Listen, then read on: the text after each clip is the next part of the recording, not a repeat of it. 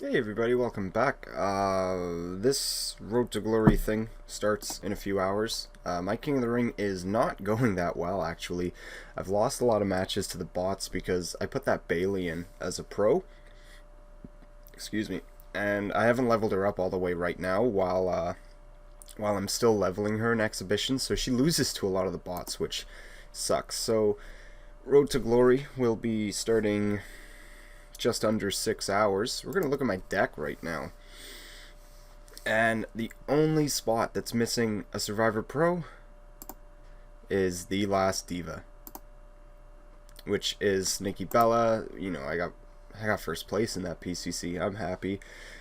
These two aren't leveled up all the way. I'm going to be leveling up that Seth Rollins really soon to max level and the Sting that I have. And then yeah. So then my entire lineup will be fully leveled Survivor Pros for males. The Divas I don't really worry too much about because, I'm going to have two of those Divas will be fully leveled. I'm going to level up Bailey as soon as all of her play levels are done. And, the Natalia is high enough that it can beat any legendary pro Diva, including Nikki. So that's that. I wanted to talk about the video I put up. I guess it would have been this morning, 2 o'clock, 2:30 maybe. I was talking a lot about death. Uh, it may seem morbid that I was talking about it, but it's just something I find very interesting. I'd had a few drinks, darts night, as always. But death is it's something that's very interesting. Like I'd suggest you read up on it, just the process of what happens, or different causes of death, that kind of stuff. All of it's very interesting. What your body does, or even just look up how your body works. The heart is a machine. Your entire body is a car, really, and the heart's the engine. That's how I like to look at it. The brain just kind of does what you know you do the opposite, whatever your brain tells you. You always go with your heart, and that's usually what actually gets you screwed. But yeah, this is my channel. I can kind of say whatever I want on here. I'm not just gonna, because I can say whatever I want doesn't mean I'm gonna say whatever I want. I don't wanna, offend or upset. Not not intentionally, anyways. But yeah. So I think I've given it enough time now because it's almost been 2 months. I want to talk about Star Wars. So, if you haven't seen Star Wars by now, there's something wrong with you. But so yeah, I'm gonna talk about a lot of stuff right now. First off, yes, Han Solo is dead. He's killed by Kylo Ren. Kylo Ren, who is Han Solo and Leia's son, who I'm gonna talk about as well. Um, you want to be shocked about it. It was shocking in terms of that they've killed him off, but not shocking when you look at Harrison Ford hates the Han Solo character, which, he can hate it if he wants, but that is the character that made him. He was a complete nobody until Han Solo, so, he should, thank George Lucas for that. But, a lot of people weren't happy with when there's Finn and Rey, they've got the lightsaber and they're fighting Kylo Ren, that they were able to hold their own against Kylo Ren. Rey almost beat him. Originally I thought, like, this guy's been training, like, to be, a Jedi. I guess now he's some sort of, I don't know, I guess he's a Sith. He's been training, whereas Rey just uses a bow staff, just to, because she's a scrap collector. And it makes you think, like, man, like, Kylo Ren is weak.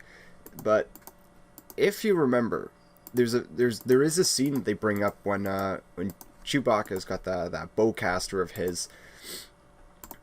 Han kind of sees how powerful it is because it just, like, annihilates the stormtroopers, just explodes them. So Han asks, can I use that? And then he turns the corner and blasts a whole bunch of people with it. That wasn't put in just for comedy. Maybe it was, but that part, yes, it was for comedy. But that was also to show how powerful, that bowcaster is. So when Han gets stabbed, falls off the edge, you know, just like Luke in episode 5. Like Chewie, like, you know, goes apeshit and starts killing stormtroopers left, right, and center, and even shoots Kylo Ren with the bowcaster, which we've already seen is so powerful it can literally like make a stormtrooper's armor just explode off them. He takes a shot to the stomach and stands his ground, like doesn't even get blown back, just takes it like a man. And you could tell it injured him, because when he's out in the forest fighting, he's bleeding all over the place. So he is using all of his power of the Force to keep him alive, keep his blood going, keep all of his, you know, his intestines and God knows what else inside of him while he's fighting, you know, other people. The amount of, you know, power he's got to use to be able to do that, like, you know, Rey barely got by when he was injured and focused on all of the, on keeping, you know, keeping himself alive, and she barely made it out. What's it gonna be like when he, you know, he hasn't been shot by a bowcaster and he's at full strength? He's gonna be unstoppable.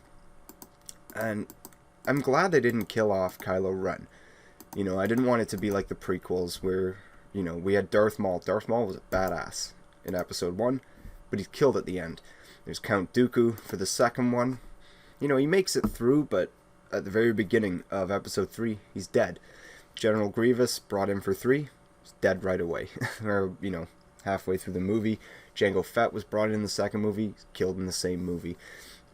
I'm glad they're allowing Kylo to at least make it through one more movie. He's probably going to make it all the way to episode 9, hopefully. I do like Kylo Ren. I think he's a badass. I think he's great when he's just slicing up everything and, you know, destroying the, you know, the Starkiller base or whatever the hell they are, and the Imperial Destroyer, whatever that stuff is. But yeah, that's actually going to be it for today. I've got to get going to work soon for overnight shift. I got called in. You know, that's fine with me. I like working at night, especially when there's something like Road to Glory. It's what gets me through the last 4 hours of my shift. But anyways, that's going to be it for today. Thank you all for watching. Please take care. Hey everyone, welcome back. It's like 7:30 in the morning. I just got home from work, and all that stuff, you know, the previous part of the video that you saw, I forgot to upload before I went to work last night, so I figured I may as well add this on top, and then I'll upload it all together. This King of the Ring, I'm gonna have to stay up. I'm gonna try so hard to stay up till game 45. I'm gonna have to buy an assist manager, because there's no way I'm gonna be able to stay awake all the way through the semis. You know, I can't do it. But while I was at work, I was able to get all the way to Stardust. I'm probably only gonna play this game, just this one game, and add it on to it, and then that's gonna be it, because like I'm exhausted. Like, I'm just beyond beat.